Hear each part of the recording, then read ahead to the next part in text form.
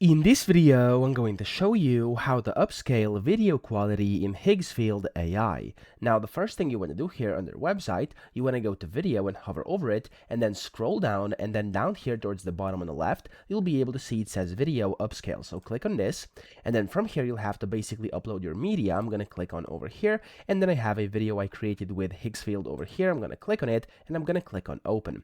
Now, when you do that, it's going to start uploading the video. Depending on your internet speed, this may be very quick or of course a bit slower.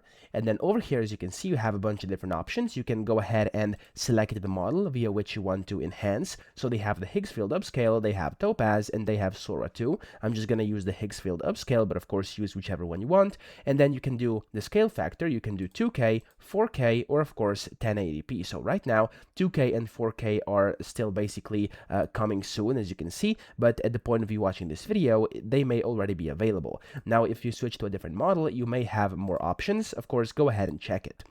Here, I'm going to do 1080. I'm going to click on upscale over here.